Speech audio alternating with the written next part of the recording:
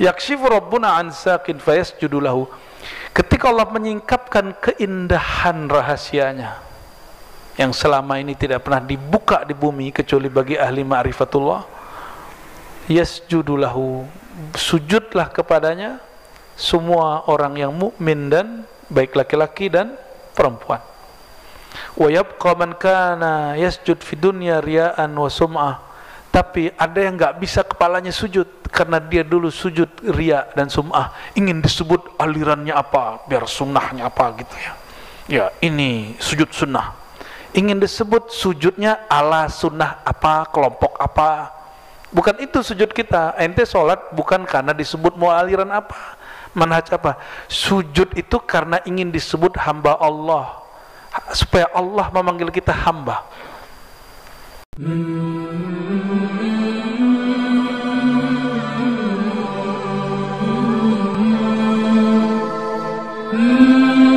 Al-Hasani, Khadimul Ilmi Syarif bil Badalil Haram.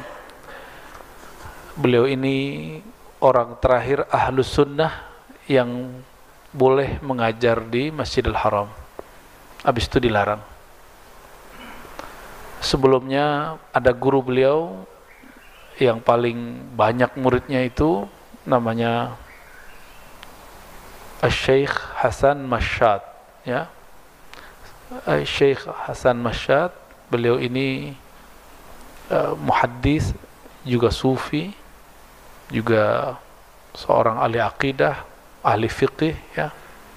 Syekh Hasan Mashhad itu orang Saudi, seingat saya asli, mungkin dia keturunan mana gitu ya. Terus menjadi imam Masjidil Haram, khusus mufti di bidang mazhab Syafi'i. Dulu masih begitu. Sampai kemudian Wahabiyah menguasai takmir masjid dan ulama-ulama Ahlus Sunnah tidak boleh lagi mengajar di sana, dan nama Ahlus Sunnah diidentikan dengan Salafi Wahabi. Akhirnya banyak orang mengira yang Ahlus Sunnah itu adalah mereka. Maka jangan heran walaupun ada orang alim sekali, itu tidak boleh ngajar kalau enggak dapat restu orang-orang seperti mereka, ya. Jadi yang ngajar di Mekah, Madinah kalau orang Indonesia enggak seperti dulu. Kalau dulu ada tim masyayikh dari lintas mazhab yang mengajar, yang menguji. Kalau sekarang sudah enggak ada. Nah, beliau ini murid dan syekh terakhir yang boleh, dan ayah beliau sendiri juga sama, Abu Ya Said Alwi, Said Alwi Al-Hasani, itu orang yang juga punya majelis khusus di Masjidil Haram. Jadi ayahnya dan gurunya yang lain yaitu Hasan Mashhad ngajar di ruak-ruak ya masjid itulah. Pernah ngeliat syekh-syekh ngajar di masjid? Dulu itu ulama asu aja yang ngajar.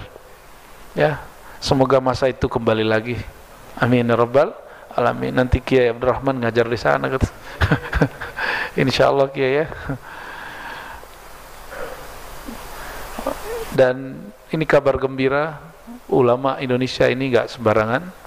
Cuma mungkin lidahnya aja yang kurang ngomong bahasa Arab. Orang umat Islam yang paling banyak hafal alfiyah Indonesia, yang paling banyak hafal Quran Indonesia. Sebelum ada tahfiz di TV itu, sebelum ada rumah tahfiz, kita salah satu pusat tahfiz di dunia dan punya sanad yang tinggi. Alhamdulillah Rabbil Alamin. Belum lagi ilmu fikih. Kemampuan fikih orang Indonesia, khususnya mazhab Syafi'i, itu di atas rata-rata. Makanya di NU itu, di pesantren Nahdiyin ada namanya Bahsul Masail, itu luar biasa sekali. Hal-hal yang kecil itu selesai sama mereka. Saya bukan nggak ngerti fikih, tapi kurang minat dengan masail-masail fikhiyah, terutama yang masail-masail persoalan fikih yang jadul. Saya senangnya kalau bahas fikih kontemporer, misalnya wakaf produktif, bunga bank, nggak, itu seru tuh ngajinya tuh ya, BPJS hukumnya apa gitu ya. Apalagi hukum Bitcoin gitu, membahas gitu saya senang. Tapi kalau yang di kitab jadul baca, tapi untuk ngomonginnya males. Kenapa? Karena fikih itu ditulis untuk menanggapi, menjawab persoalan masanya. Tetap mesti dibaca untuk panduan, kira-kira kalau kejadiannya mirip begini. Tapi sejak 100 tahun belakangan ini persoalan fikih berubah drastis. Berubah drastis. Masih ingat Kiai, dulu guru-guru kita, Kiai kita, kalau zakat fitrah mesti pakai beras. Nggak ada yang mau pakai duit. Sekarang udah mau pakai duit, jangankan pakai duit, pakai aplikasi, pencet-pencet.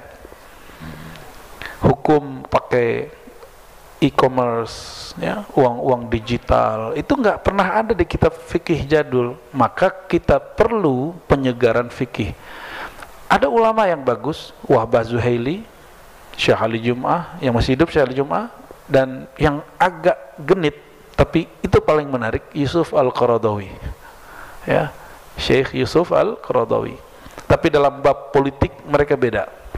Syekh Ali Jum'ah anti Ikhwanul Muslimin, Syekh Yusuf Al-Qaradawi penganjur Ikhwanul Muslimin. Wahbah Zuhaili enggak ada urusan. Dan mereka semuanya tamatan Azhar, tapi Syekh Yusuf Qaradawi terakhir di Qatar, Syekh Wahbah beliau di orang Suriah. Kalau Syekh Ali Jum'ah masih hidup, beliau di Mesir. Dan jangan heran, itu ulama dua sepakat bahwa bank, misalnya bunga bank tidak haram, kecuali Wahbah Zuhaili. Saya lagi confused juga dengan kalam-kalam beliau, ya. Loh, kok dia beda sama temannya gitu. Ketika Syekh Wahbah ditanya, jika hari ini ada mujtahid mutlak yang hampir-hampir mirip Imam Syafi'i, Ahmad bin Hanbali, kira-kira siapa? Kata Wahbah Zuhaili, itu sahabatku Yusuf Qaradawi. Datanglah orang yang sama ke Yusuf Al-Qaradawi. Yusuf Al-Qaradawi ditanya, menurutmu kalau ada mujtahid mutlak selevel atau mirip Syafi'i, kira-kira siapa? Itu Wahbah Zuhaili. Begitu ulama dulu. Tapi mereka beda pendapat, ya. Dan fatwa-fatwa, nah kayak sekarang mengucapkan salam lintas agama atau lintas budaya, terserah. Saya menyebutnya itu salam lintas budaya, maka dia boleh. Kalau antum menyebutnya salam lintas agama, itu bermasalah. Ya, itu akan bermasalah, bukan berarti nggak boleh, ya. Kalau itu yang dimaksud perdebatan fikih, ya seru, ya. Maka saya berharap nanti, karena Kiai kebetulan ya pasti di Mahat ada Bahsul Masail, ya mesti diarahkan ke kitab-kitab fikih kontemporer. Jadi dibuat ya Bahsul Masail fiqhiyah qadimah, ada mu'asarah, ya. Mesti ada yang dulu dan yang mutaakhirin. Tapi kalau yang tidak pernah berubah, apa yang nggak pernah berubah? Ilmu kalam, ilmu usul fikih, ilmu tasawuf, itu nggak pernah berubah. Kalau fikih selalu berubah. Fikih itu Bapak Ibu, kejadian dulu baru muncul fatwanya. Orang bikin bank baru ada fatwa, betul nggak? Ada fatwa bank dulu atau bank dulu baru ada fatwa? Muncul dulu GoPay, apalagi yang Grab itu, Oppo, apalagi itu Dana, baru kemudian orang menciptain fatwa. Tapi fatwa sebelumnya sudah nyinggung-nyinggung dikit. Adakah di kitab fikih? Nggak ada. Baru muncul di fikih baru-baru ini, ya. Maka untuk menjawab persoalan sekarang, kita nggak mungkin membaca buku yang lama saja. Kita harus membaca buku yang lama plus membaca dan mengembangkan pikiran kita untuk hari ini, ya. Jadi jangan menggantungkan nasib kita ke buku-buku jadul, kecuali Al-Quran. Kecuali Al-Quran. Sunnah pun itu tidak semuanya bisa. Kenapa? Karena sunnah itu sudah masuk hafalan makhluk dan sudah ada intervensi makhluk, sehingga perlu ilmu namanya sahih, hasan, dhaif, ya. Baik Bapak Ibu, itu sekedar refleksi, karena ada kiai pesantren mending diomongin begitu kan. Dan Abuya Said Muhammad ini rajul mausu'i yatakallam fi kulli fan. Ini orang luar biasa, dia berbicara hampir semua persoalan keagamaan yang muncul di zaman itu. Ya mungkin dia mujtahid juga tapi tidak mutlak. Dia lucunya apa? Seorang Maliki tapi mengajar fikih Syafi'i. Orang Indonesia di Rusaifah, tempat beliau ngajar, ya kalau kita nyebutnya pesantren, tapi sana nggak ada pesantren. Di Zawiyah, tempat pengajian beliau, diajarkan bukan fikih Maliki, yang diajarkan fikih Syafi'i. Mestinya Nahdiyin dengan manhajnya 4 mazhab mesti dah mulai ke sana tuh. Karena nanti kalau orang-orang Saudi mau belajar fikih Hanbali, harus ada pesantren, mahad-mahad ahli yang bisa menjawab itu. Semoga nanti Kiai punya mahad ahli ya, khusus untuk mahasiswa. Mari kita baca suratul Fatihah untuk Nabi Muhammad SAW, dan pengarang kitab ini Abuya Said Muhammad Aliul Maliki, ayahandanya, guru-gurunya, dan guru-guru saya yang mengijazahkan. Al-Fatihah. Bismillahirrahmanirrahim.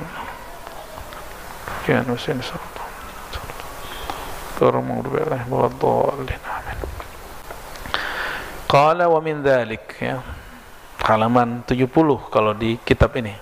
Ini kitab sepertinya yang nyetak hanya yang berwenang ya, dari Hay'ah Safatul Malikiyah. Jadi ada hak cipta aja. Jadi kita pun ngambil dari mereka. Anna dzalika anna as-salata tuhfizu 'alal musalli a'da as-sujudi minan nar. Kita masih pada kekhususan umat Nabi Muhammad dalam bab salat.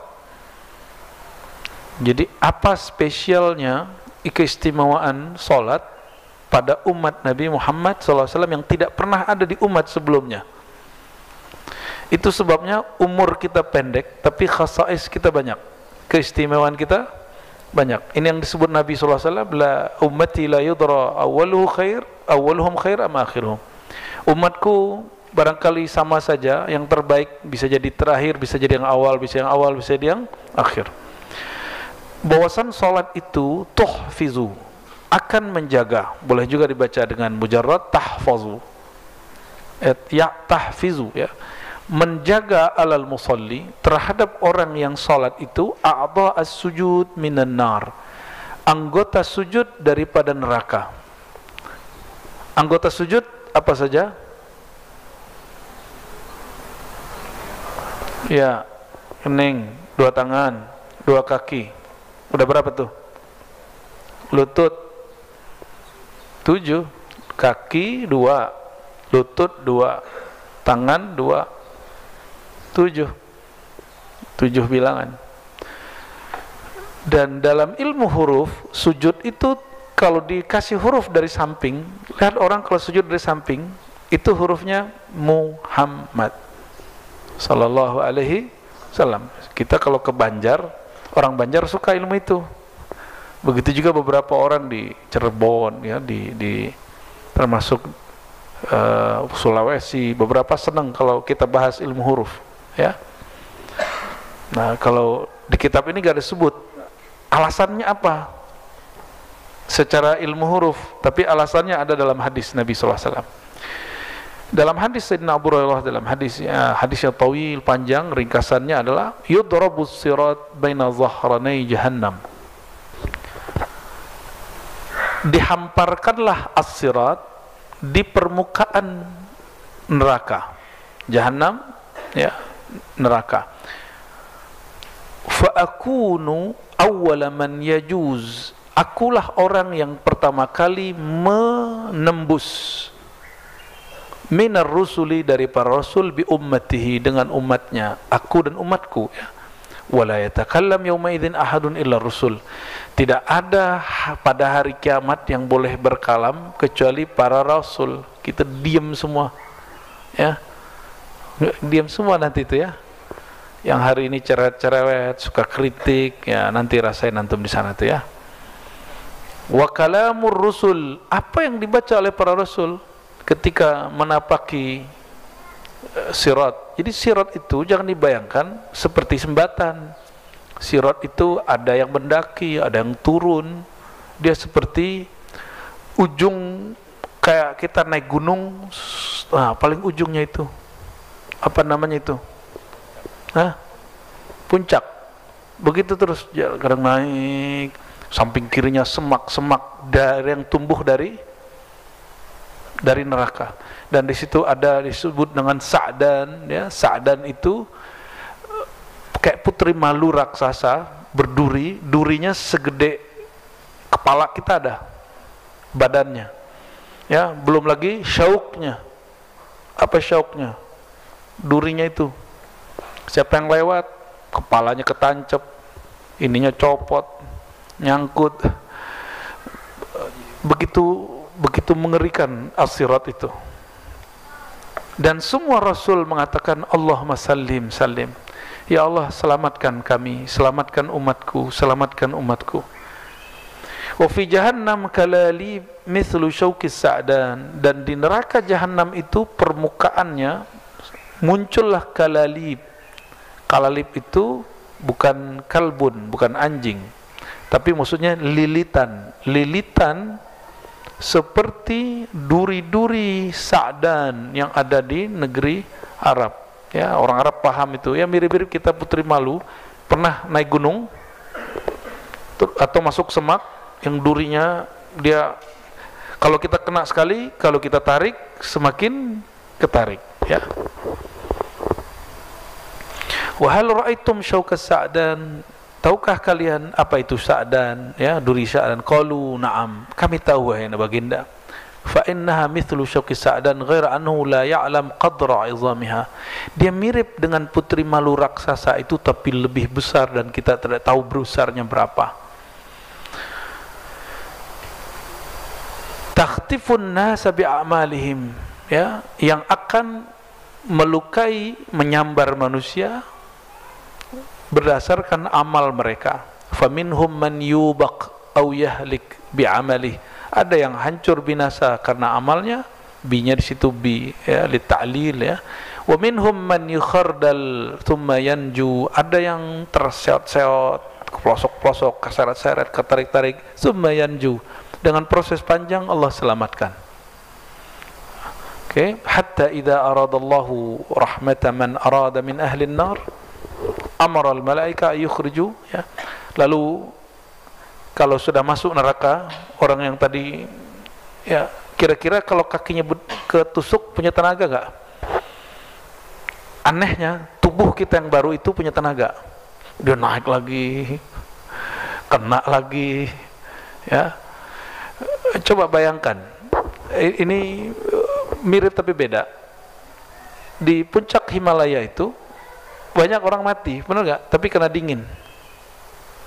Dia berusaha naik, tapi jatuh lagi, berusaha naik, jatuh lagi, akhirnya mati. Dan mereka dibiarin aja. Mirip-mirip seperti itu, ya. Saya suka naik gunung, tapi belum suka-suka amat sih. Itu cuma ingin tahu, Rasulullah ini kan suka naik Jabal Nur, Jabal Thur. Itu berat sekali, Jabal Nur. Bapak kalau mau coba, mirip-mirip Jabal Nur, itu Gunung Karang di Banten. Mirip. Yuk naik, gak ada turunnya, gak ada bonusnya, kata teman kita, ya. Naik, nanjak terus, ya. Saya teringat itu petilasannya Maulana Hasanuddin Sultan Banten, ya, anak dari Syarif Hidayatullah, salah satu zuriat Nabi SAW, ya. Kita nyebut gini bukan mau konflik, ya, bukan mau konflik nasab, gak ada. Kita cinta dengan semua zuriat Nabi Muhammad SAW. Kita berharap, rame-rame debat nasab ini udahlah, ya. Gak usah debat-debat juga di Robito Alawiyah, gak usah lah, mending islah aja, ya. Kenapa? Sebagai praktisi ilmuwan, saya juga masih meneliti, masih ngajar di kampus, masih aktif nulis artikel, ya. Bagi kita, penelitian kita boleh diterima orang, boleh ditolak. Penelitian kita nggak boleh jadi bahan doktrin keagamaan. Karena penelitian itu ijtihad, ijtihad itu imma musibun wa imma mukhti. Boleh salah, boleh benar. Kalau saya nulis dan saya meyakini benar, itu saya nggak boleh paksa ke orang loh, ya. Begitu juga sebaliknya. Kenapa? Karena kebenaran mutlak milik Allah, kebenaran kita nisbi, ya, nisbi. Lalu hatta, ya, Allah apabila ingin melimpahkan rahmat kepada ahli neraka yang dia kehendaki, amaral malaikah. Jadi sebelum Nabi Muhammad bertugas memberi syafaat, Nabi Muhammad lagi ngurusin orang yang mau selamat. Nah, malaikat udah bekerja duluan. Amaral malaikah, disuruhlah malaikat ayyukhriju minan nar man kana ya'budullah, dikeluarkan dari neraka, agar mengeluarkan siapapun di neraka yang dia dulu pernah menyembah Allah, ya. Faya'rifunahum, dari mana ketahuannya? Bi athari sujud, karena bekas sujud. Maka kita nggak boleh salahkan orang yang dia mau jidatnya dikencengin. Nah, mungkin pemahaman zahirnya gitu, ya. Tapi kita juga nggak boleh menyalahkan orang yang tidak memahami seperti itu, ya. Dua-duanya sahih, ya. Yang penting athar sujud, pengaruh sujud itu maknawi. Ada athar sujud, bekas sujud. Nah, apa beda pengaruh sujud dengan bekas sujud? Kalau pengaruh sujud bekasnya pada perbuatan, kalau bekas sujud pada fisik, ya. Salat itu tenang, tumakninah atau buru-buru. Maka orang yang salat, pengaruh dari sujudnya, maka hidupnya, gerakannya tidak akan terburu-buru. Itu contohnya, ya. Wa harramallahu ta'ala 'alan nar an ta'kula mawdi'as sujud. Berapa tadi anggota sujud? 7.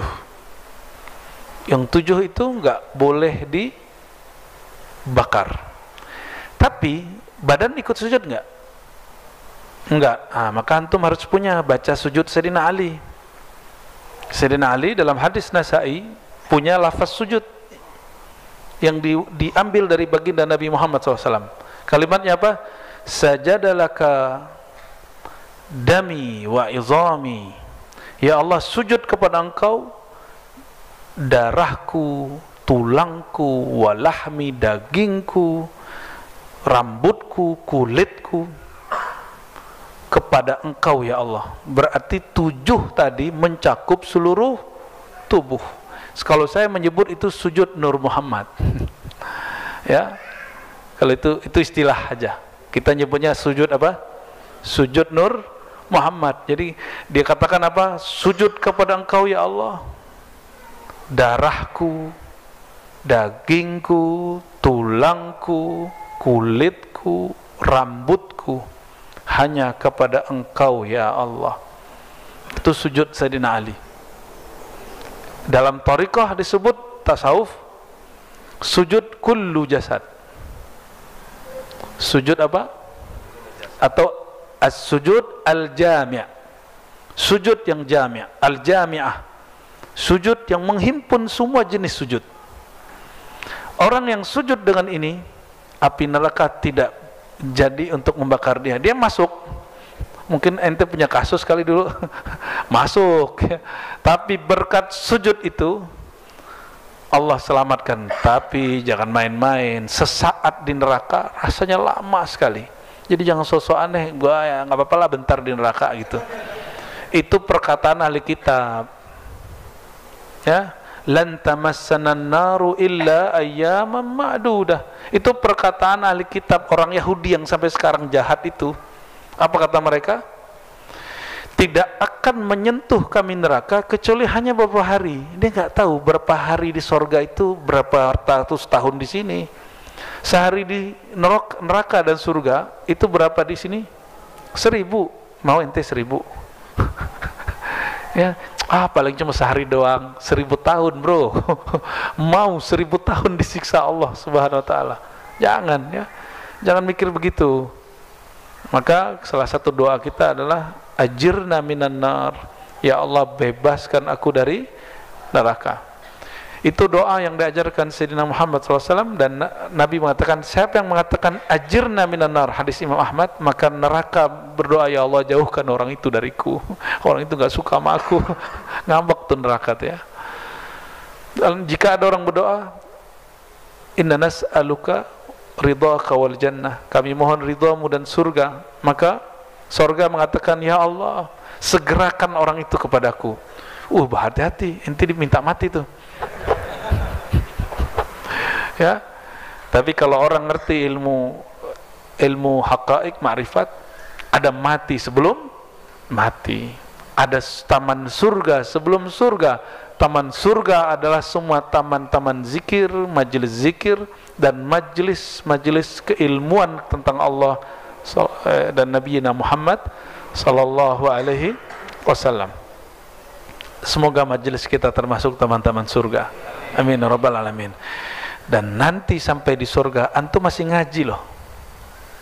Masih ngaji, bacalah hadis-hadis itu, ya. Bacalah hadis-hadis itu. Ya, kan ada yang nunjukin ke saya video, tapi saya nggak tahu juga video dari mana itu ya. Lihat di WN-nya. Apaan? Katanya ente udah pernah ke surga. Loh, bukan, nggak ada kalimat di situ saya pernah ke surga. Tapi kalau saya mimpi masuk surga pernah. Beda toh?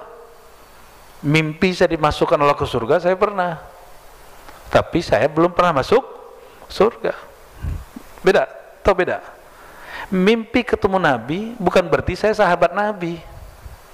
Saya tetap umat Nabi Muhammad SAW yang biasa kayak antum, sama. Tahu bedanya? Maka dalam ilmu hadis, antum mau mimpi tiap hari itu tetap mimpi, tidak membuat seseorang menjadi sahabat Nabi.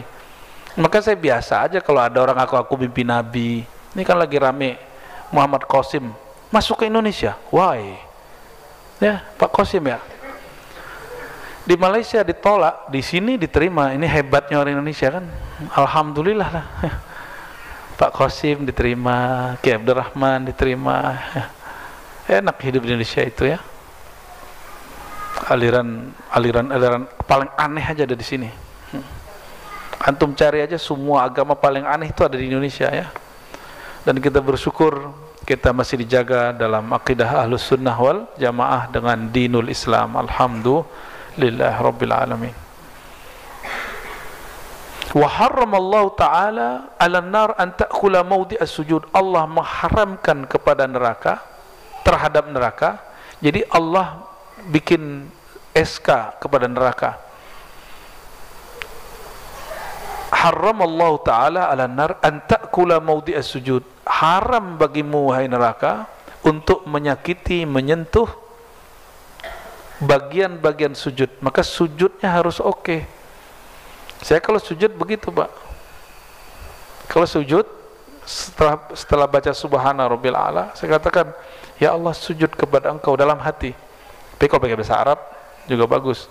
Sujud kepada Engkau, diriku yang zahir, diriku yang batin, ya, sebutin semuanya.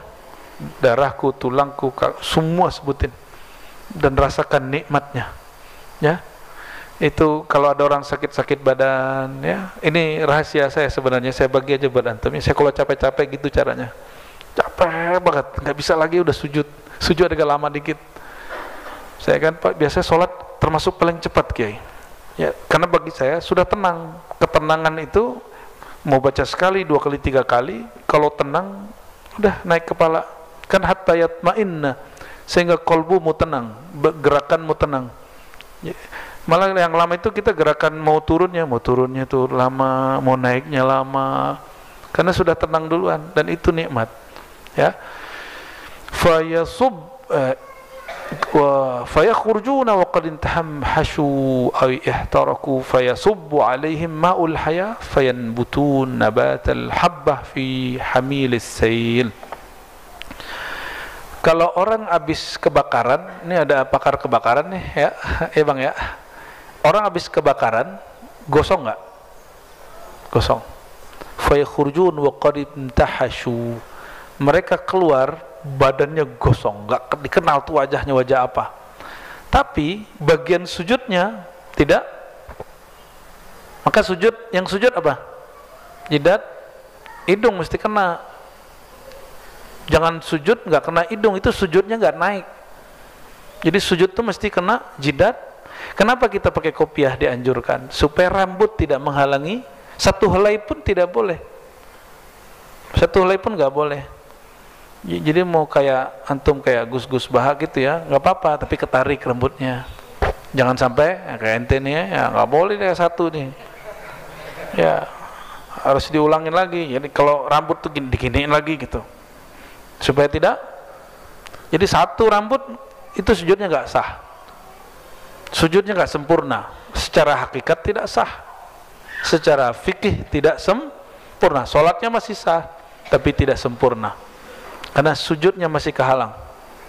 Oke, fikihnya begitu, syariatnya begitu. Mau lawan apa kita?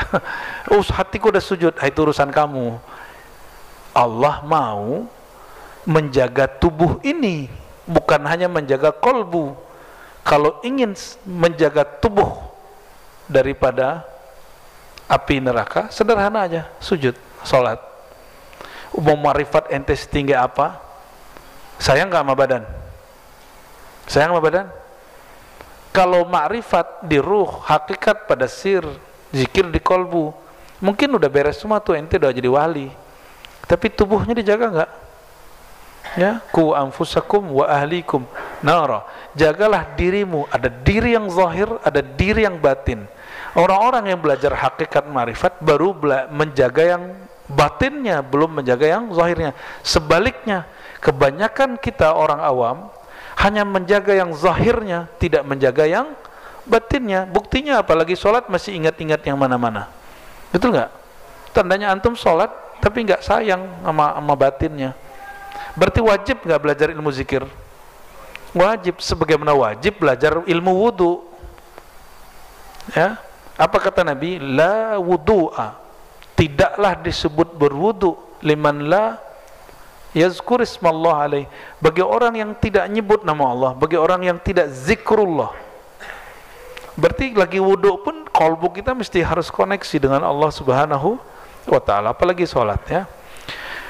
Tubuh udah hancur, fayasubbu alaihim ma'al haya, maka supaya Allah regenerasikan lagi, itu orang disiramkan kepadanya ma'ul hayah, air kehidupan. Ma'ul hayah itu pernah diminum oleh Sayyidina Al-Khadir, maka beliau sampai hari ini masih hidup. Ya, masih hidup. Begitu dalam riwayatnya, meskipun ini dhaif menurut ahli hadis. Wajar, kenapa? Hadis ini tidak berkaitan dengan syariat, hanya berkaitan dengan kisah-kisah masa lalu. Maka kita la natashaddad fihi, kita nggak akan ketat membahas hadisnya, sahih itu tidak sahih. Ulama kita meyakini itu, dan ternyata ma'ul hayah yang di bumi itu adalah salah satu percikan limpahan luapan air dari ma'ul hayah yang di akhirat ya. Fayanbutu nabatal habbah fi hamilis sail. Sudah lihat kalau habis musim hujan itu kali-kali yang kering itu berisi air, penuh air, tiba-tiba tumbuh rumput-rumput. Nah itu maksudnya. Maka tumbuhlah seperti tumbuhnya biji-biji di samping atau di apa tuh namanya yang samping kiri kanannya itu, tebingnya sail, aliran sungai. Oke. Jadi faidah rahasia dari sholat apa? Menjaga anggota wudu dari neraka. Barusan sudah di-upgrade sujudnya, dan Sayyidina Ali mengamalkannya pada sholat sunat karena kita bisa membacanya sepanjang mungkin. Kalau sholat wajib cukup baca Subhana rabbiyal a'la ya. Wa min dzalik. Nah, sekarang masuk ke poin berikut. Anna salata tuhayyi'u al-musalli. Salat itu, ini terjemahan bebas ya, adalah conditioning bagi orang yang sholat, atau training, latihan bagi orang yang sholat. Jadi sholat kita yang kita anggap segala-galanya itu, yang antum serius bener lagi sholat, itu ternyata baru latihan. Kalau latihan, pantesan masih sering ingat selain Allah. Untung Allah nganggapnya itu latihan. Iya. Satu aja sholat kita diterima, antum selamat. Selamat langsung. Nah, latihan kita selama ini jangan dijadikan sebagai data alat untuk menilai sholat orang lain.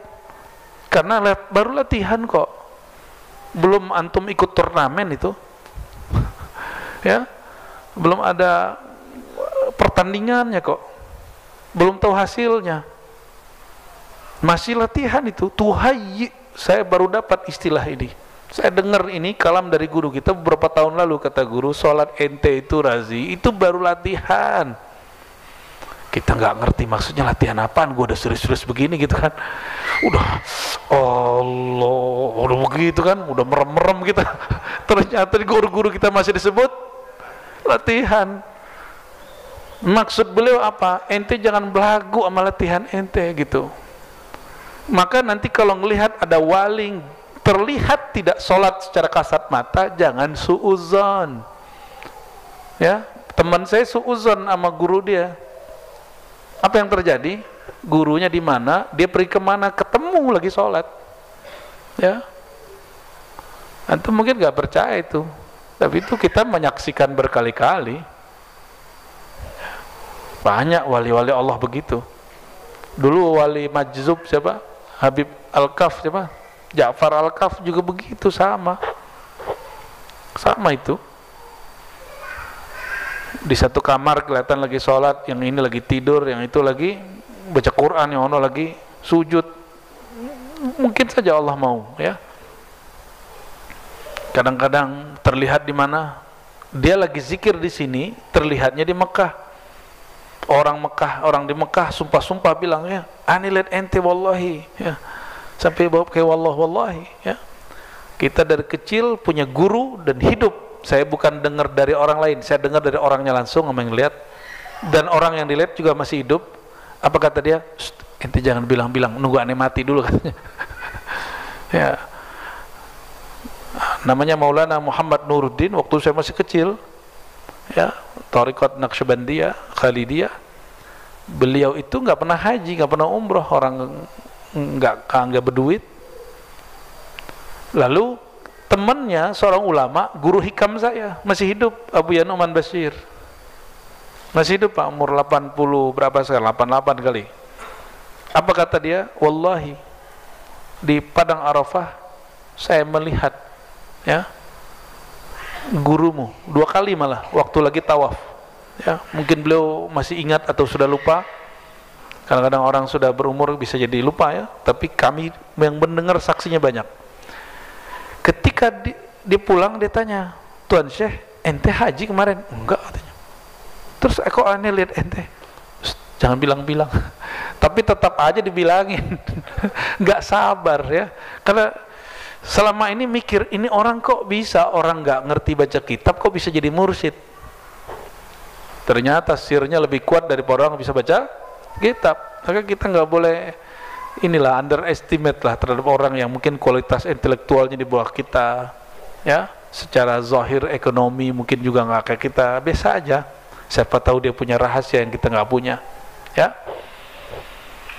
Jadi sholat kita ini latihan sholat yang sebenarnya, yang kesejatian itu antum langsung ketemu Allah Ta'ala. Kapan yang disebut sholat itu beneran sholat? Anta abudallah ka'annaka tarah. Itu yang disebut ihsan. Engkau menyembah seakan langsung melihatnya. Nah, kalau di teks ini apa? As-salah anna salata tuhayyi'ul musalli. Sholat itu pengkondisian latihan bagi orang yang sholat. Oke? Latihan. Wa ta'udduhu, dan dia mesti mempersiapkan latihan ini lis-sujudi yauma yud'al khalaiq lis-sujudi rabbil alamin. Dia siapkan, dia berlatih supaya nanti jika dipanggil oleh Allah pada hari kiamat, sujudlah kepada Allah Rabbul Alamin, dia sudah tahu cara sujud. Oke? Jadi jangan bangga dulu sama sholat kita, ya. Apa dalilnya? Surat Al-Qalam 42-43. Allah berfirman, yauma yukshafu an saqin. Pada hari disingkapkan pada sak. Sak secara harfiah artinya betis. Orang Wahabi seneng benar sama beginian. Berarti Allah punya betis katanya. Ya, ya udah terserah ente dah ya. Kalau mohon maaf, betis perempuan bagi laki-laki menarik nggak? Berarti rahasia nggak? Maka kita secara ma'rifat menemahkan rahasia ilahiyah, sirrur rububiyah. Ketika Allah singkapkan rahasia ketuhanannya, nah gitu. Boleh nggak diterjemahkan betis? Ya boleh, terserah ente, kan ente punya hak juga nerjemah. Cuma kita nggak berani bilang Allah punya betis. Kalau punya betis ada kakinya dong, ada jari-jarinya dong, ya, ada lututnya. Lama-lama ente bilang Allah punya kemaluan, ya. Apa kata kelompok musyabbihah dari kalangan Syiah dulu? Kata mereka Allah punya semua yang pada diri manusia kecuali kemaluan. Hada, ya, apa-apaan ini? Ajaran apa itu? Dan sekarang yang mewarisi itu Wahabiyah. Maka Wahabi ini, tapi mereka bakal katakan laisa kamitsli syai', tapi nggak serupa dengan apapun. Jadi tidak mutlak mujassim musyabbi, tapi semi. Kita harus tanya balik ke mereka, maksud ente ini apa? Ya. Tapi yang saya pahami dulu sih begitu, waktu kita ngaji, waktu dulu masih, ya. Karena kitab-kitab dulu begitu kan, Ibnu Utsaimin, bin Bas, ya begitu kalimatnya. Ibnu Utsaimin paling parah.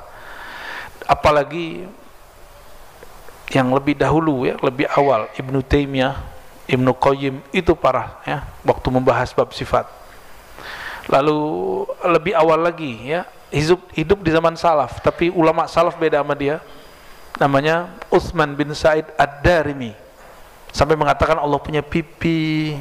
Ya salam, bedaknya apa itu kiai?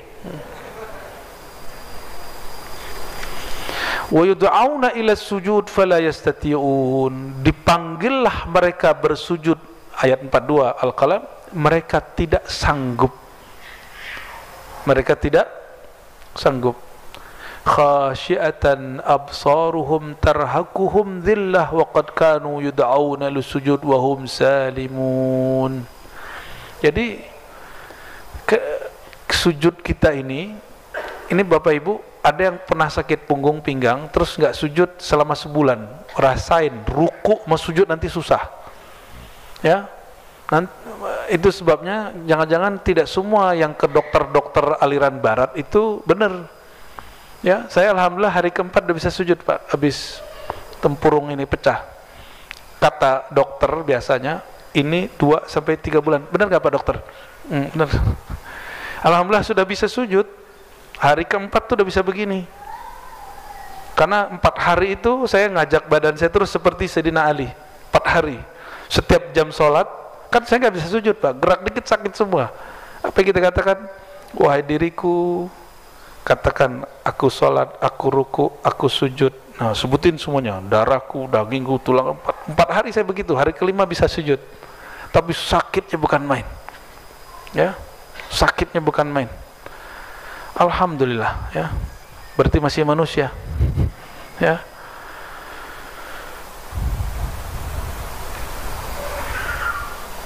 Khasyiatan absaruhum, basar mereka khusyuk. Jadi khusyuk itu adalah ketundukan anggota. Khusyuknya mata menunduk ke bawah. Khusyuknya tangan, maka cara sujud gimana cara sujud coba lihat. Jangan sujud kayak guguk begini. Naikin. Ya. Coba sujudnya gimana? Agak diangkat sedikit. Terus jari-jarinya semuanya ke depan. Bukan tegang, lembut aja. Ya, enggak rapat, juga enggak begini. Lembut, relax. Jadi sujud itu posisi relax. Posisi relax sama dengan ngangkat. Jangan begini, gitu ya. Itu ente kayak lagi mau tari piring itu. Sujud mau ngangkat tangan pun Allah itu relax. Salat itu kata Nabi, arihna bis shalah, relaxkan kami dengan salat. Istirahatkan kami dengan salat. Berarti salat juga terapi untuk diri sendiri, pertolongan pertama untuk diri kita sebelum kita berobat. Ya, sepakat Pak Dokter? Kalau nggak sepakat juga nggak apa-apa. Ya, kaki mesti ditancapkan, yansibu, ditancap begini. Ya, itu tanyalah sama ahli-ahlinya, itu luar biasa ya, efek ke badan itu luar biasa. Saya kalau pegel aja itu tinggal sujud aja, sujud lama-lama itu balik semua. Kepala kita ini dia butuh darah, dokter, butuh darah, karena dia di atas kadang-kadang naik darahnya sulit, bener nggak? Itu sebabnya kita darah tinggi. Ini kan pengalaman saya yang sering darah tinggi. Alhamdulillah beberapa waktu ini sudah jarang darah tinggi karena ikut terabasan. Tapi akibatnya jatuh kiai ya. Apa yang saya rasakan kalau kita sujudnya bener, itu kita jarang mengalami itu. Tapi kalau sudah kena baru sujud, waduh sakitnya juga bukan main ya. Tapi tolong, sujud bukan obat seperti obat yang ada di dokter. Dia cuma semacam raha, arihna, merehatkan. Kalau obat datang ke dokter ya. Kalau obat datang ke dokter, dia semacam pengkondisian saja. Waqad akhbara subhanahu wa ta'ala bihadhihi al-ayatil karimah an mawqif ihtihanil mukallafin bisujud yaumil qiyamah wa dzalika an usmana yakshifu an nurin azim.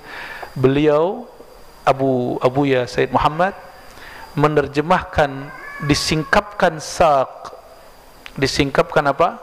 Betis, itu diartikan nurin azim, cahaya yang agung. Yatajalla bihi ala ahlil mauqif, yang Allah tampakkan kepada orang yang berada di wukuf mahsyar, disebut mauqif. Jadi wukuf kita di haji itu latihan nanti wukuf di padang mahsyar, namanya mauqif. Jadi semua yang kita lakukan hari ini latihan ya. Itu yang saya rasakan waktu haji. Jadi waktu di Arafah seakan-akan ini miniatur kita mau ke sana. Panasnya bukan main, orang cari tempat ya. Ketika dia sudah deal dengan maktab ini ternyata nggak bisa sampai, akhirnya hubungi ini, nggak ada yang bisa. Di saat itu berdoa, ya Allah, kalau emang engkau takdirkan hajiku diterima, tolong mudahkan. Banyak yang begitu. Ada juga yang ngancem-ngancem, yang diancam travelnya ya, nyesel aneh mah ente ya, balikin duit aneh gitu. Banyak begitu. Allahu Akbar. Keluar semua wataknya, dia kira semua hal mesti bisa dibayar duit. Duit gak berlaku saat itu. Ente punya duit 1 M bawa cash, gak kepake, nggak ada orang mau terima. Itu latihan mauqif. Latihan mauqif, wukuf di Arafah, latihan nanti wukuf di padang mahsyar, namanya mauqif. Allahumma sholli ala sayyidina Muhammad. Semoga segera berhaji ya.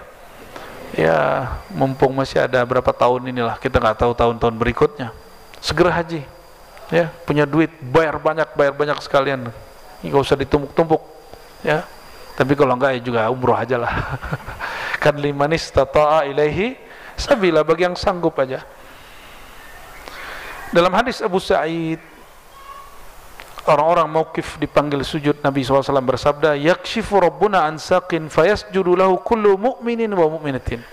Ketika Allah menampakkan nur azim, rahasianya tidak jadi rahasia lagi, keindahannya ya. Imam Syafi'i itu hafalannya rusak habis melihat keindahan betis seorang perempuan. Bukan dia hafalannya rusak, dia mau hafal pikirannya ke sono mulu gitu.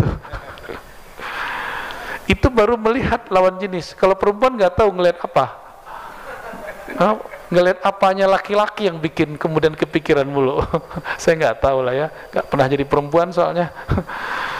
Nanti tanya sama teteh-teteh itulah ya. Aduh, Pak Kiai nuduh perempuan matre berarti ya. Ya. Yakshifu rabbuna an saqin fayasjudu lahu. Ketika Allah menyingkapkan keindahan rahasianya yang selama ini tidak pernah dibuka di bumi kecuali bagi ahli ma'rifatullah, yasjudu lahu, sujudlah kepadanya semua orang yang mukmin dan baik laki-laki dan perempuan. Wa yabqa man kana yasjud fi dunya riya'an wa sum'ah. Tapi ada yang nggak bisa kepalanya sujud karena dia dulu sujud riya dan sum'ah, ingin disebut alirannya apa, biar sunnahnya apa gitu ya. Ya, ini sujud sunnah. ingin disebut sujudnya ala sunnah apa, kelompok apa. Bukan itu sujud kita. Ente sholat bukan karena disebut mau aliran apa, manhaj apa. Sujud itu karena ingin disebut hamba Allah, supaya Allah memanggil kita hamba. Bukan karena kita aswaja sujud kita begini, bukan. Ya. Jadi kita beramal pun begini bukan karena ingin disebut aswaja. Kita beramal ini supaya Allah terima kita sebagai hamba Allah. Ini hati-hati yang debat-debat aswaja, wahabi, aswaja wahabi. Ini udah jadi berhala. Yang salafinya menganggap manhaj dia segala-galanya, aswaja menganggap disebut aswaja itu segala-galanya, sehingga berbangga dengan gelar-gelar singa, songong, hawa aswaja ya. Singa, aswaja apa songong aswaja.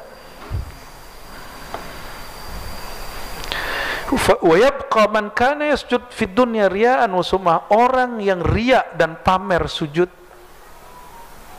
dia tidak sanggup untuk kepalanya sujud, karena dia nggak ngelihat. Berarti Allah mengkasyaf, membuka. Jadi di akhirat pun ada kasyaf yang orang-orang munafik tidak sanggup melihatnya, nggak bisa melihat. Orang sudah melihat, dia nggak ngerti. Ya, ufayadhabu liyasjuda fayaudu zahru tabqan wahidan. Dia coba sujud, gak bisa, balik lagi punggungnya. Mau sujud gak bisa, dia kan ngelik-ngelitin orang. Loh, orang sujud, kok kita gak sujud? Dicoba lah sujud, gak bisa, balik lagi. Ya, karena dia selama di dunia punggungnya, tulangnya tidak pernah sujud karena Allah, tapi karena ingin disebut beraliran dan bermanhaj apa. Nih, hati-hati. Ya, hati-hati. Saya dulu begitu kalau sujud, sujudnya tangannya harus begini nih, kepalanya, kakinya harus menaik kaki orang supaya disebut bermanhaj. Ya begitu deh. Bukan karena ingin disebut hamba Allah, itu beda. Silakan sujud begitu, tapi niatnya dibenerin. Boleh nggak nanti orang kalau kita berdiri terus kaki dia cari-cari? Nggak apa-apa, terserah, itu urusan dia. Ya kan? Ada orang sholat nyari kaki, Allah itu dah dia tuh. Wa fi riwayatin qala sallallahu alaihi wasallam fayukshaf an saqin wa la yabqa man kana yusjud lillah min tilqa'i nafsi illa adina Allah lahu bisujud. Maka disingkapkanlah keindahan Allah Ta'ala itu sehingga tidak ada yang tersisa orang yang sujud min tilqa'i nafsihi, dari dalam dirinya, illa adzinallahu lahu bisujud. Orang yang dari dulu sujud dengan zahir dan batinnya, melainkan nanti dia boleh sujud. Mumpung sekarang masih bebas sujud, latihan yang benar ya. Baca yang tadi yang dibaca Sayyidina Ali, supaya kita zahir batin bersujud kepada Allah Subhanahu wa taala. Wala yabqa man kana yasjud ittiqa'an ria'an, sama dengan tadi, illa ja'alallahu zahru tabaqatan wahida kullama arada yasjud kharra ala qafa. Jadi orang itu yang riya tadi, dia setiap kali mau sujud itu Allah jadikan punggungnya nggak bisa bengkok, nggak elastis. Ya, nggak elastis. Setiap kali dia mau sujud, punggungnya sama badan-badannya jatuh. Jadi yang sulit sujud, ruku sekarang coba latihan beneran deh ya. Ya, jangan-jangan ada terapi yang kurang bagus. Harusnya apapun penyakitnya boleh sujud dan boleh ruku ya. Wal kashfu 'anis saq al-warid fil ayat wal hadis yufassiruhu ma jaa'a an Abi Musa. Adapun kalimat betis saq ya, itu dapat diartikan sesuai hadis Abu Musa dari Nabi sallallahu alaihi wasallam, yauma yukshafu an saq qala an-nurin azim fayakhiruna lahu sujjada. Hadis riwayat Abu Ibnu Jarir, Tabari, Ibnul Munzir dan selainnya ya, yaitu nur azim, cahaya yang agung yang membuat mereka sujud baginya, sujjada ya. Berarti beliau mentafsir, tidak mentakwil, bukan dari takwilannya tapi langsung dari Nabi Muhammad sallallahu alaihi wasallam. Begitu juga riwayat Ibnu Abbas, beliau mengatakan yukshafu an amrin azim, disingkapkan dari amrin azim. Amrun azim artinya sirrin azim, rahasia yang agung. Ini dikit lagi biar pindah bab nanti ya. Qamatil harb al-saq yani idza ishtaddat wa 'azumat wa min fadail as-salah fil akhirah anna laha baban khasan. Keutamaan salat yang terakhir pada bab ini, nanti masih ada di bab yang lain, bahwanya salat itu mempunyai pintu khusus di surga. Jadi nanti surga itu ada gerbang khusus, gerbang sembahyang, gerbang salat. Jadi kalau di kota-kota tua di luar sana, itu kalau masuk, kamu gerbang mana gitu. Banjarnya banjar apa? Tahu banjar? Banjar itu batas. Dulu setiap kampung itu di Bali atau di kampung-kampung Jawa yang lama itu ada pembatas kampung, dibangun banjar-banjar. Ya nggak tahu kalau di Banjar arti banjar begitu nggak? Tanya sama orang Banjar ya. Oke. Jadi sholat itu ada pintunya. Dan di situ ada penjaganya. Siapa yang min ahli sholat akan dipanggil. Ada yang dipanggil dari bab jihad, ada bab sedekah, ada bab haji, ada bab umrah, ada bab-bab, ada 8 gerbang besar. Lalu Sayyidina Abu Bakar mengatakan, ya Rasulullah,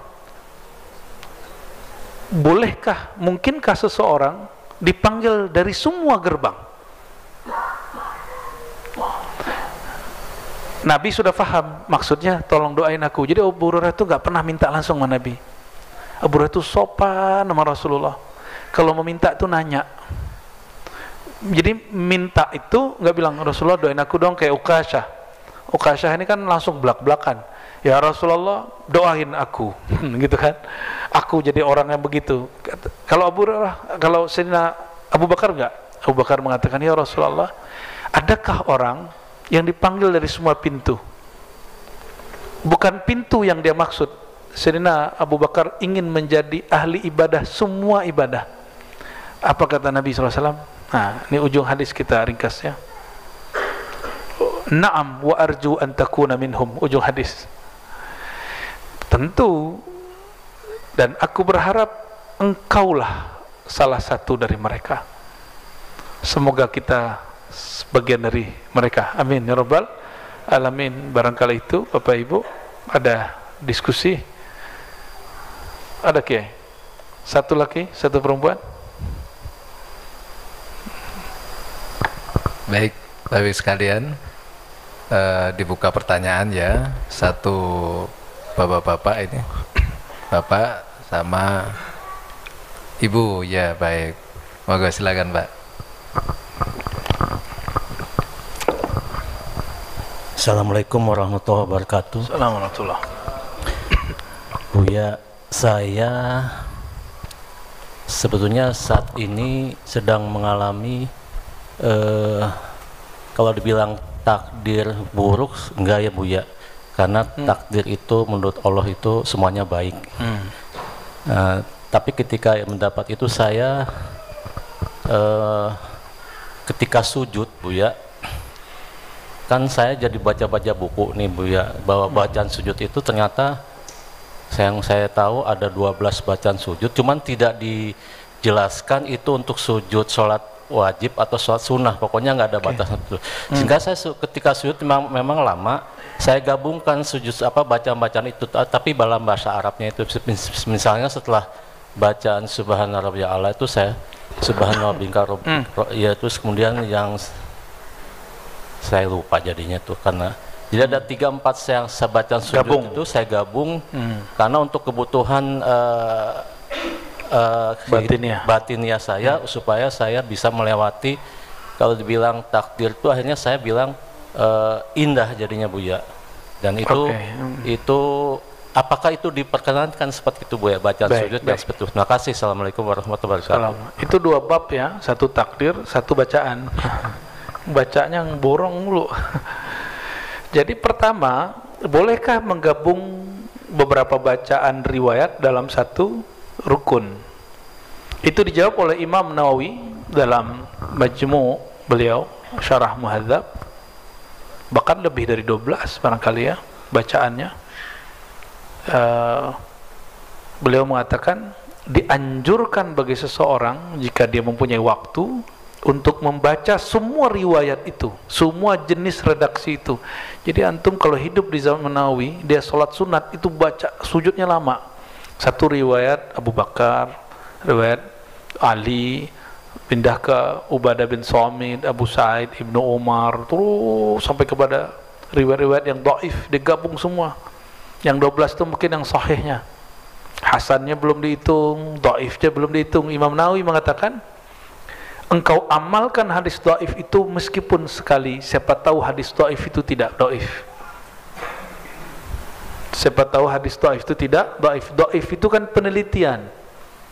Ya, siapa tahu ada penelitian lain yang mengatakan tidak. Contoh, ya, kitab Ihya diteliti oleh Imam Subki lalu Iraqi, ketemu hadis yang tidak ada sumbernya 300. Sekarang kita teliti, itu nggak nyampe 50 yang nggak ada sumbernya.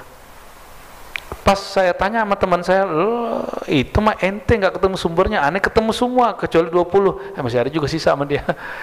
Kita akhirnya mikir, Imam Ghazali ini baca kitab hadis apa aja? Dia baca kitab hadis yang saya merasa saya ini ahli hadis loh Pak tadinya. Saya tadinya merasa ahli hadis dan saya tobat dari hal itu. Ya, kenapa? Ternyata Imam Ghazali baca kitab hadis yang saya nggak baca, yang makhtutotnya sudah nggak ada sekarang, ada di zaman dia. Ya, sempat kemudian dimunculkan para ulama, judulnya Al-Ajza Ibnu Abi Dunya, ya, kumpulan-kumpulan hadis-hadis tematik Ibnu Abi Dunya, itu paling banyak dikhatamkan Imam Ghazali, dan beberapa manuskripnya sudah nggak ketemu hari ini. Jadi kalau kami debat manuskrip bukan masalah nasab, kami berdebat manuskrip nyari sumber hadis. Ini hadis sahih, enggak sahih. Karena Imam Ghazali itu tidak pernah dia menyebut suatu riwayat kecuali ada sumbernya. Saya enggak memakai ungkapan bahwa Imam Ghazali nanya ke Nabi malam hari hadis sahih, enggak. Saya enggak pakai itu. Kalau ahli hadis enggak pakai itu, Pak. Walaupun saya terima bab itu secara zauqiyah, secara spiritual. Tapi secara ilmu hadis itu ilmu empirik dan ilmu intelektual. Jelas barangnya ada yang terlihat, terdengar dan terfikirkan, itu ilmu hadis. Jadi datanya mesti empirik, cara penelitiannya mesti intelektual, ya, rasional, secara rasio. Jadi boleh, malah dianjurkan, tapi jangan jadi imam atau jadi makmum, nanti kesel sama imam. Ya, gue belum selesai baca udah naik aja, ntar merasain lagi kayaknya sholatku, sujudku lebih tinggi dari imam. Nah, kan gawat lagi Pak, ya. Padahal niatnya tadi mau sujud. Sujud kan berarti mau tawadu. Nih hati-hati ya. Terus ya, teman kita banyak dulu yang begitu, lu bacaannya baru segitu hadisnya, gue udah ngamalin nih, bener 12 disebut, kita timpalin 12 itu yang sahih menurut Syekh Fulan, ya. Menurut imam yang lain, Nasai aja nyebutin riwayat banyak, lebih dari 12, lebih dari 20. Imam Nasai, Al-Baihaqi, banyak lagi, As-Sunan Al-Kubra, ya. Banyak Pak, kalau ngaji hadis itu seru, ya. Nantilah kita buat daurah hadis lagi di sini.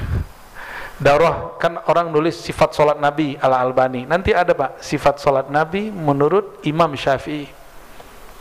Antum kalau ada Albani, ada Syafi'i, ikut yang mana? Imam Syafi'i itu amalan dia nggak pernah keluar dari sunnah, dan dia memilihkan sunnah yang terbaik di zaman itu. Zaman dia dengan Nabi hanya 2 abad. Albani wafat tahun 99 kemarin. Jarak dia dengan Nabi 14 abad. Kalau ada orang mengatakan ini sunnah Nabi, mana yang lebih muktabar? Yang awal atau yang akhir? Ya, tapi kalau kemarifatan boleh jadi orang akhir yang kuat, karena knowledge dia lebih dalam, gitu Pak ya.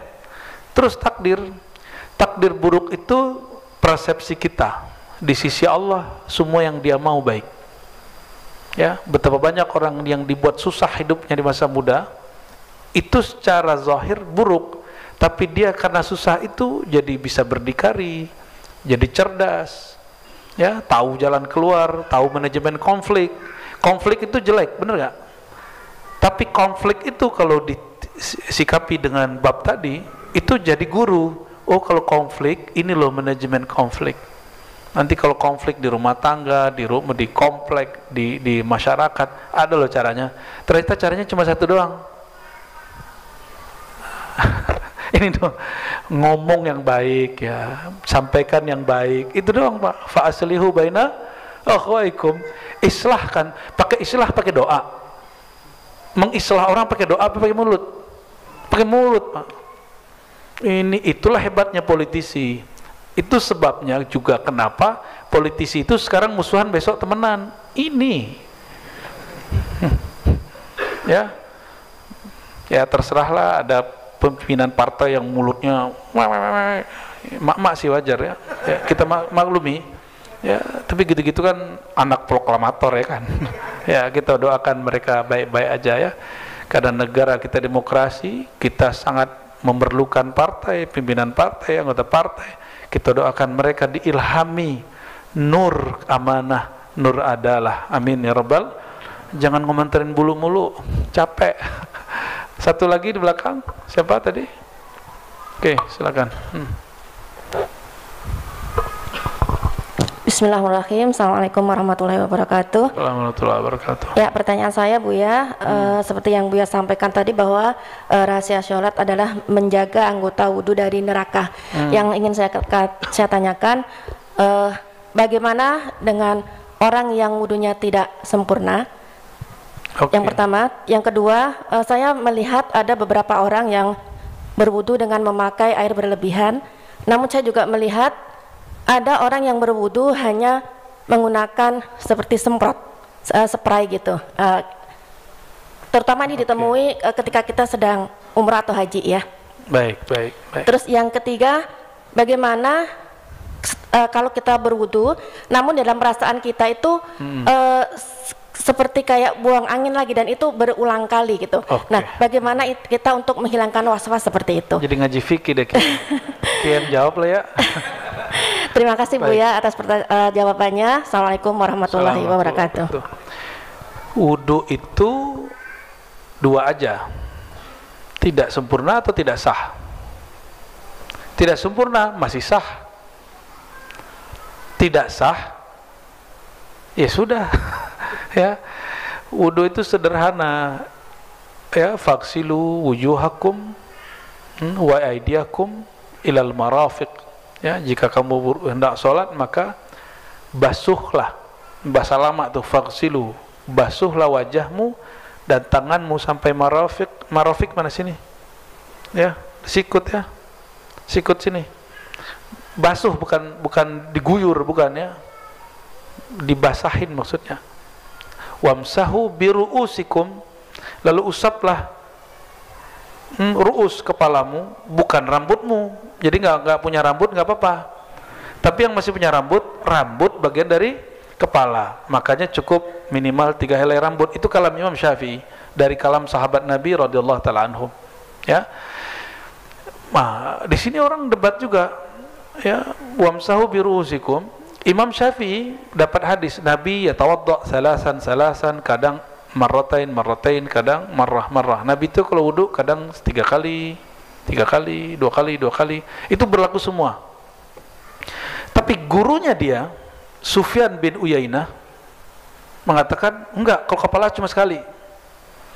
Yukhalifu Syafi'i syaikhahu Sufyan. Imam Syafi'i berbeda pandangan dengan gurunya Sufyan. Yang mana Sufyan kalau lagi mentok satu bab, dia selalu menanya kepada Imam Syafi'i. Tapi teman kita yang sok-sok sunahan itu ya, mengatakan bid'ah kalau lebih dari sekali. Ya, kalau dalam riwayat hadis Imam Sufyan lebih tinggi, lebih tua. Tapi dalam fiqhur riwayah, fiqhus sunnah, memahami sunnah, Imam Syafi'i lebih tinggi daripada gurunya Imam Sufyan. Idza khalafa bainahuma fasyafi'i muqaddam. Kalau mereka berbeda pendapat, maka pendapat Imam Syafi'i didahulukan. Gitu caranya, ada ilmunya, ada manhajnya, ada kaidahnya ya. Jadi kalau kepala boleh 3 kali? Boleh 2 kali, tapi bukan diguyur ya, cuma diusap. Kalau ini dibasuh. Terus Untuk semua itu sampai kaki dan mata kaki, apakah perlu air yang banyak? Tidak. Apa kata Nabi? Iqtasid walau kunta fin nahrin jarin. Hendaklah kamu hemat air meskipun di air mengalir. Air mengalir itu dulu sungai. Sungai ada habisnya? Bener nggak ada habisnya? Udah berapa kali habis di sini? Ya, orang dulu nggak ngira tuh kali dia bakar kering. Sekarang kering, Pak. Kenapa? Orang nyedot semua pakai kesedot semua. Kering. Makanya depan-depan rumah kita ya kalau nggak hujan airnya dikit. Akhirnya sampah-sampah membusuk. Ya. Itu asbab orang kalau mandi, coba kalau mandi kita lagi sabunan airnya masih ngucur. Kita biarin aja. Kita mikir, paling gua doang. Jika ada 1000 orang di jam yang sama ngomong begitu, berapa kubik air keluar?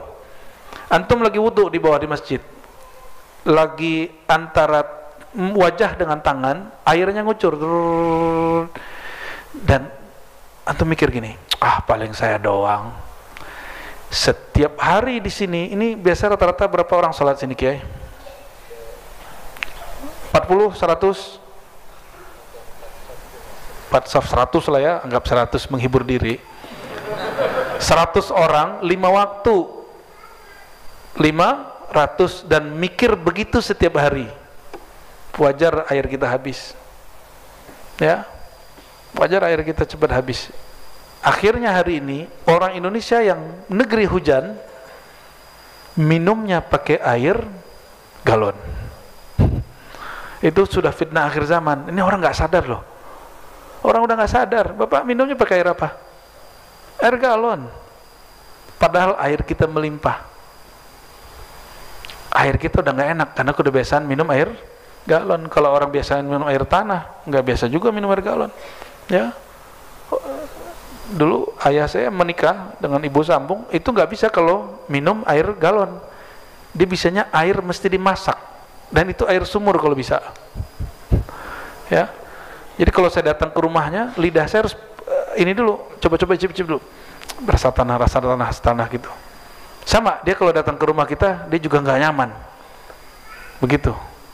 Bapak Ibu, jadi kalau wudhu airnya mesti hemat, ya, karena kita sepanjang hidup nih. Terus yang kedua, bolehkah dengan spray? Itu mah cuma cara. Di zaman Nabi itu kalau wudhu itu ada sahabat yang khidmat. Itu sahabat berebut khidmat. Mereka bawa kantong air dari kain, dituangkan kepada Nabi sedikit-sedikit. Tangan, terus ulang lagi 3 kali, mulut, jadi nggak ada air buang. Kumur-kumur, lalu istinsyak hidung, nggak ada air buang. Setiap kali gerakan ambil, nggak ngambil, airnya nggak keluar. Terus apa lagi?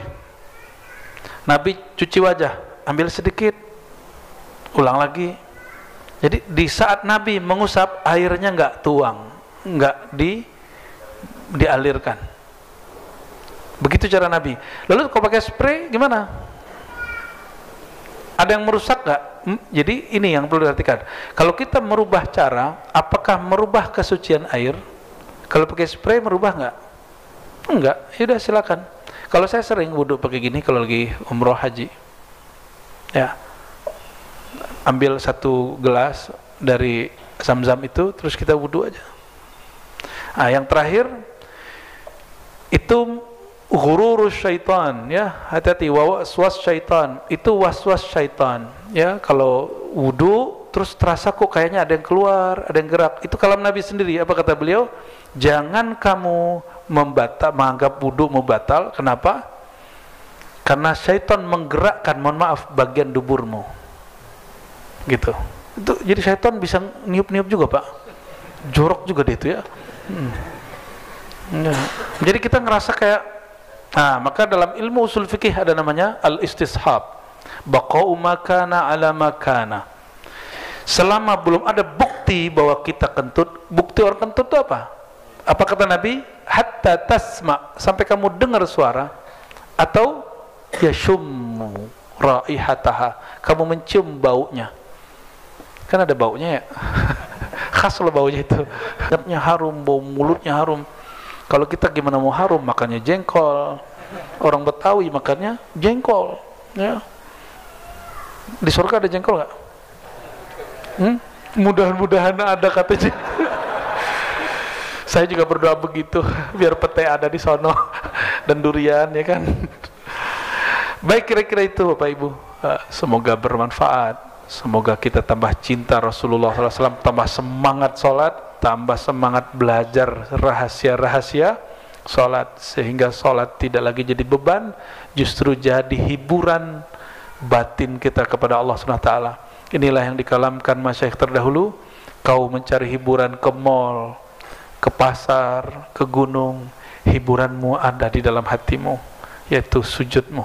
Ya Allahumma ja'al salawatina rahatan liqulubina. Ya Allah, ya Allah yang menguasai hati kami, jadikan solat kami seperti Rasulullah menjadikan solatnya seperti hiburan. Ija'al as-salata rahatan lana. Ya Allah, ampuni kami yang selama ini solat karena malas, solat karena terpaksa, solat karena malu, solat karena ria.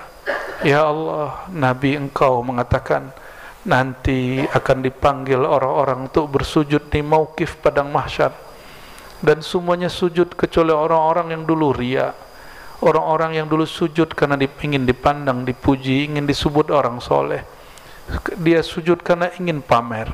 Ya Allah, kami sering pamer, ya Allah, kami sering pamer. Tolong ya Allah, sembuhkan hati kami, sembuhkan hati ini dari sum'ah dan ria. Tidak hanya dalam sholat ya Allah, dalam haji dan umrah kami pun sering pamer ya Allah. Kami sering pamer bahwa kami sedang berhaji, sedang wukuf, sedang tawaf, sedang sa'i, sedang berihram. Ya Allah, ya Sattaral Uyub, wahai yang menutup semua aib, tutuplah aib kami di hadapan Engkau ya Allah, lalu di hadapan makhlukmu ya Allah. Allahumma a'inna ala hubbika wa hubbi habibikal Mustafa. Ya Allah, kami tidak sanggup untuk mencintai Engkau ya Allah. Namun jika Engkau memberi rasa cinta itu, tentulah kami dengan mudah mencintai Engkau ya Allah. Fa'inna fahablana. Maka ya Allah, anugerahilah kami rasa cinta kepada Engkau, rasa cinta kepada kekasih Engkau Nabi Muhammad SAW. Waj'al hubbana iyyahu akthar min anfusina wa ma siwa. Ya Allah, jadikan cinta kami kepada kekasih Engkau Nabi Muhammad lebih tinggi daripada kami cinta kepada diri kami, cinta kepada pasangan, anak, istri, dan semua yang kami tahu. Ya Allah, Allahumma ya Nur, ya Nur, ya Nur. Ya Allah yang menjadi sumber cahaya, yang cahayanya sangat indah. Yauma yukshafu an saq. Jika cahaya Engkau singkapkan di padang mahsyar ya Allah, izinkan tubuh kami yang hina ini bersujud kepada Engkau ya Allah. Izinkan tubuh kami, anggota badan kami, dan jiwa kami bersujud kepada Engkau. Dan ya Allah, apabila kami melewati siratal mustaqim, izinkan ya Allah kami dibebaskan dari api neraka. Bahkan jika Engkau berkenan dengan Rahman Rahim-Mu ya Allah, buatlah kami tidak menyadari kami telah melewati sirat. Bisyafaati Nabiyikal Mustafa Muhammad SAW, dengan berkah Nabi Muhammad SAW. Ya Allah, terakhir kami berdoa, ya Allah, ij'alna minal mutahabbina fika. Ya Allah, Nabi Engkau mengatakan nanti di akhirat akan ada sekelompok orang, pergerakannya melewati sirat seperti kilat, walaisu bi anbiya wala syuhada, tapi mereka bukan nabi, bukan juga syuhada. Ij'alna minhum ya Allah. Kami dengan rasa kurang malu kami memohon kepada Engkau ya Allah, jadikan kami bagian dari orang yang mutahabbina fika, yang larut dalam mencintai Engkau, yang larut dalam mencintai kekasih Engkau Nabi Muhammad sallallahu alaihi wasallam. Allahumma irzuqna hubbaka wa hubba man yuhibbuk waj'al lana al-'amal alladhi yuballighuna ila hubbik وكفر عنا سيئاتنا ما ظهر منها وما بطن وإنا يا ربنا على كثرة السجود ربنا آتنا في الدنيا حسنة وفي الآخرة حسنة وقنا عذاب النار صلى الله على سيد المرسلين سيد الساجدين سيد المصلين سيد العارفين سيد العابدين نبينا محمد وعلى آله وصحبه أجمعين والحمد لله رب العالمين Subhanakallahumma wa bihamdika asyhadu an la ilaha illa anta astaghfiruka wa atubu ilaik. Mohon maaf salah kurangnya. Assalamualaikum warahmatullahi wabarakatuh.